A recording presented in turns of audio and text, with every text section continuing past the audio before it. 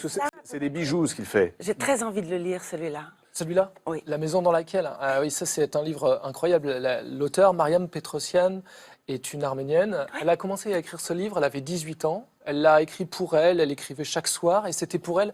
Elle raconte qu'elle ne l'écrivait pas mais qu'elle vivait dans le livre. Elle vivait avec les personnages, elle rentrait le soir de son boulot et elle continuait à écrire des petits cahiers qu'elle enfermait. Et pendant 10 ans, elle a fait ça. Elle n'a pas cherché à le publier et puis au bout de quelques années, elle écrivait en russe et il y a des amis moscovites qui lui ont demandé le livre. Est-ce qu'on peut le lire parce que tu l'as écrit? Et donc elle leur a donné une édition, enfin juste une épreuve du livre. Et là, le livre a circulé pendant 15 ans, de main en main, avant d'arriver entre les mains d'une éditrice russe, d'une jeune éditrice russe, et qui l'a publié, et là, énorme succès. Énorme succès, des grands prix fascinants, et voilà. Et moi, généralement, je refuse qu'on m'apporte des projets. Généralement, j'aime pas qu'on m'apporte des projets parce que je dis non d'office. C'est moi qui dois les trouver, c'est moi qui dois faire le travail sur moi. Parce que c'est des livres comme ça, on doit les porter pendant des années. C'est une traduction comme ça, a pris plus de 2 ans et demi. Il y avait les 2 ans avant, les mois et les mois de réécriture, de penser l'objet, etc., d'en faire un objet sensuel, un objet qui avait du poids. Et bon, bref, j'ai besoin de les trouver. Et là, j'ai quand même décidé de le faire et je regrette pas du tout. C'est un livre fascinant. Elle utilise une vieille magie littéraire.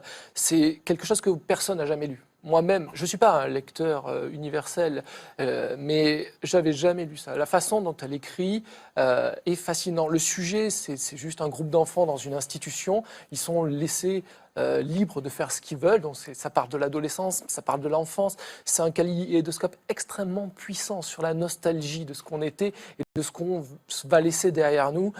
Et il y a bien plus que ça. Il y a de la poésie, ça touche tout le monde. Il y a La maison dans laquelle. La maison dans laquelle, de Mariam Petrosian. Et pour une fois, Dominique Borde, c'est un auteur contemporain. Oui. En tant que libraire, il est terriblement et malheureusement rare de pouvoir lire et relire un ouvrage tant le temps nous est compté pour découvrir toutes les pépites qui nous sont proposées.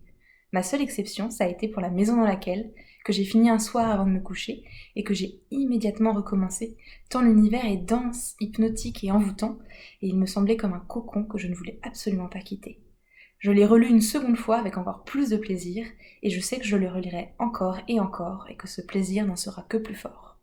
C'est aussi un roman que je conseille à tous les lecteurs curieux qui souhaitent une lecture enchanteresse et qui plaît autant qu'il inquiète, autant qu'il questionne. La maison dans laquelle fait partie de ces livres-mondes, avec son écriture furieuse, ses personnages troublants, attachants, pleins de mystères et de rêves inatteignables, qui semblent nous posséder tout entier. C'est en tout cas un roman qui ne vous quitte pas, bien après l'avoir refermé. Dans ce roman, chaque porte fermée est une invitation au voyage, un passage vers l'onirisme d'un enfant en passe de devenir adulte et de changer inexorablement. C'est aussi un roman qui nous change, nous, lecteurs, qui remet en question notre vision du monde et notre certaine vision de la littérature.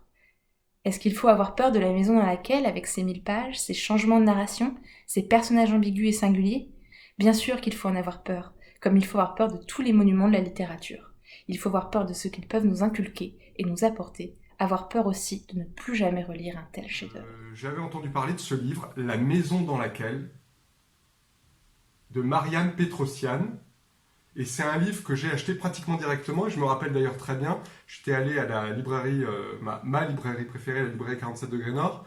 J'avais tout de suite pris le bouquin, et Alexis, qui est un des libraires, s'était rendu compte qu'il y a un des bouquins qui venait de sortir, et il s'était dit tout de suite, ça c'est sûr, c'est Antoine qui l'a pris. Et c'est absolument génial.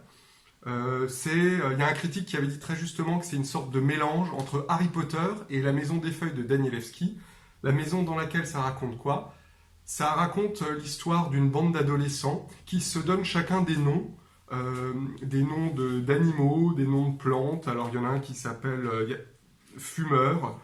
Je peux vous montrer voilà, à quoi ça ressemble. Là, vous avez des groupes. Le groupe 4, le groupe 3.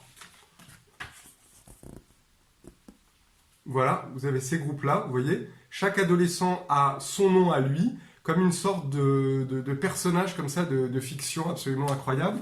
Et ils sont dans une sorte de maison qui a ses propres codes, entourée d'une forêt. Et c'est absolument fascinant. C'est un livre qui m'a enchanté, avec tout un travail aussi sur la typographie. On est dans une sorte de revisitation de Sa Majesté des Mouches, mais revisité par Cronenberg.